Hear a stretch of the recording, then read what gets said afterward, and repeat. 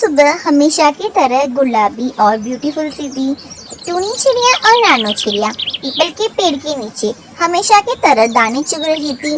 आज टूनी का मन काम में नहीं था, आज उसको आराम का मन था। तभी रानो उसे यह कहती है कि उफ दीदी, रोज सुबह सुबह उठकर तिनका तिनका जोड़ना, फिर दाना खोजना। क्या हम कभी चैन से एक जगह बैठकर नहीं खा सकते? पगली, मेहनत ही तो पंछियों का कहना है। जो बिना मेहनत के मिलता है वो टिकता कहाँ है। तभी रानो चिड़िया की नजर झाड़ियों के पीछे कुछ चमकती हुई सी चीज पर पड़ी। वो और कुछ नहीं, एक लॉलीपॉप थी। Lollipop lollipop.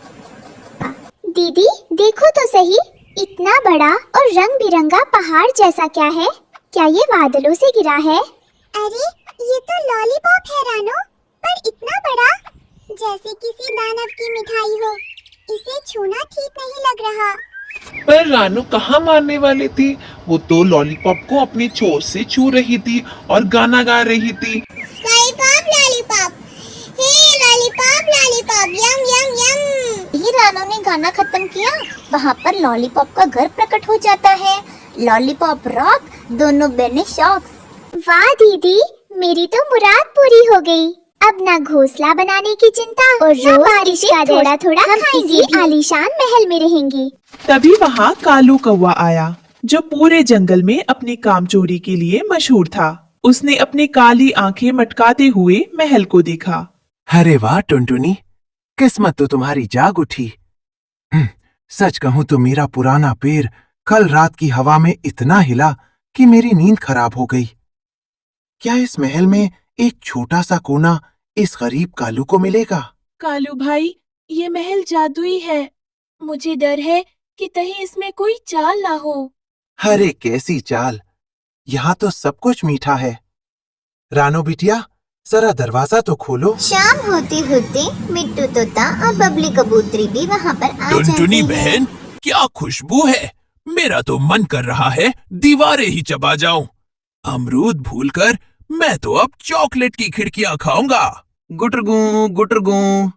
भाई, मुझे तो बस एक मुलायम कोना दे दो। मैं उड़ उड़कर थक गया हूँ। अब बस यहाँ लेटे लेटे शक्कर की छत देखनी है। पूरी रात सबने खूब दावत उड़ाई। सुबह जब सूरज निकला, टुनटुनी ने देखा कि महल का मुख्य द्वार थोड़ा टेढ़ा हो गया है और जमीन पर गुलाबी चाशनी बह रही है। सब उठो, देखो घर को क्या हो रहा है। कल रात रानो की टोकरी में जो रसीले अंगूर थे वो गायब हैं। क्या किसी ने उसे हाथ लगाया? सब एक दूसरे का मुंह देखने लगे। कालू के मुंह पर अभी भी अंगूर का रस लगा था, पर उसने सफाई से इनकार कर दिया। मैं? अरे नहीं टुनटुनी, मैं तो पूरी रात घोड़े बेचकर सो रहा था। मैंने तो फल देखे तक नहीं। शायद किसी चूहे ने खा लिए होंगे। टप टप टप, जैसे ही कालू के मुंह से झूठ निकला, छत से गरम चॉकलेट की बूंदें सीधे कालू के सिर पर गिरी। घर की दाईं दीवार धीरे धीरे नीचे धंसने लगी। कालू भाई, सच सच कहो, तुम्हारे पंख पर अंगूर का छिलका चिपका है। देखो घर पिघल रहा है, हम सब डूब जाएंगे। अरे नहीं भाई, ये तो कल रात का गुलाल होगा। मैं सच कह रहा हूँ, मैंने कुछ नहीं चुराया।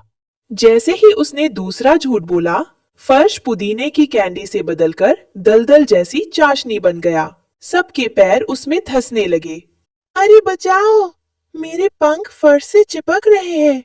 कालू, तू सच क्यों नहीं बोलता? तेरी वजह से हम सब इस मीठे जाल में फंस रहे हैं। सिर्फ झूठ ही नहीं, वो घर मेहनत करने वालों के लिए था ही नहीं। रानो, जो सुबह से एक बार भी दाने के लिए नहीं उड़ी थी, चिल्लाने लगी। दीदी, मेरे पंख पत्थर के हो गए हैं। मैं उड़ नहीं पा रही हूँ। मैंने कहा था ना रानो, ये महल मेहनत का दुश्मन है। जो यहाँ बिना काम किए सोएगा, ये घर उसे पत्थर बना देगा। देखो, कालू भैया तो अब गर्दन भी नहीं हिला पा रहे। कालू अब गर्दन तक गाढ़ी चाशनी में डूब चुका था। उसे अपनी गलती का एहसास हुआ और मौत का डर भी। बचाओ, मुझे बचाओ। हाँ, मैंने ही फल खाए थे। और मिट्टू, कल जो तुम्हारी लाल मिर्च गायब हुई थी, वो भी मैंने ही ली थी। मुझे माफ कर दो। मैं वादा करता हूँ अब से कभी काम से जी नहीं चुराऊंगा और ना ही कभी झूठ बोलूंगा। जैसे ही कालू कौवे ने अपनी गलती मान ली, तभी वो मैजिकल लॉलीपॉप का घर वापस नॉर्मल हो गया और कालू कौवा और उसके सारे दोस्त खुशी खुशी उस लॉलीपॉप के घर में रहने लगे। और मेरे प्यारे दोस्तों, अगर आपको हमारी स्टोरी अच्छी लगी तो प्लीज़ इस वीडियो को लाइक, कमेंट, शेयर और चैनल को सब्सक्राइब करना मत भूलिएगा। आपका धन्यवाद।